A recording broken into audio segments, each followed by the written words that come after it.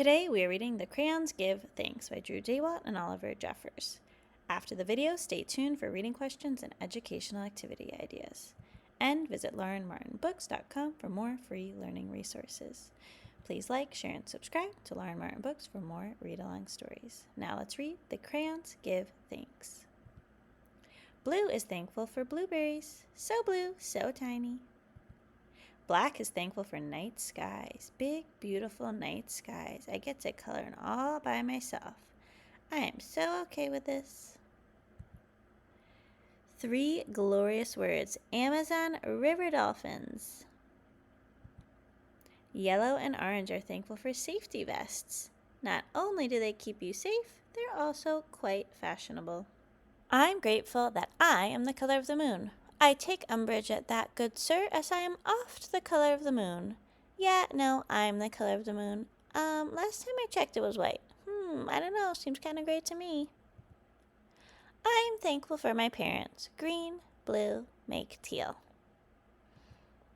You know what I'm thankful for? Kansas, that's what. Peach is thankful for bath time. Changing my name, that's what I'm thankful for. You got any idea what happens when you say your name is P. Green in a room full of kids? Howls of laughter, that's what. Go ahead, try it. P, P, P, P. See? So yeah, name changes are magnificent. I'm thankful for the dog's inability to digest wax. Don't ask. Great art. I'm thankful for great art. I'm thankful that Duncan's mom dropped this dreamboat into the crayon box. I love you, my little cutie wookie chookie face. While the crayons are thankful for all kinds of different stuff, they are most grateful for each other. What was your favorite part of this book? Pause the video to write, draw, and discuss. What were the different crayons in this book, and how are they the same and different? What were the different crayons thankful for? Was there any problem in this story? How did the different crayons think about and respond to the problem? What did the characters learn in the story, and what can you learn from them? Even in silly short books like this one, there's often a lesson or theme. What is the lesson or theme in this book? What can you learn from this story, and how can you apply it to your own life? The crayons are thankful for so many things. What are you thankful for? Write or draw what you are thankful for in your life.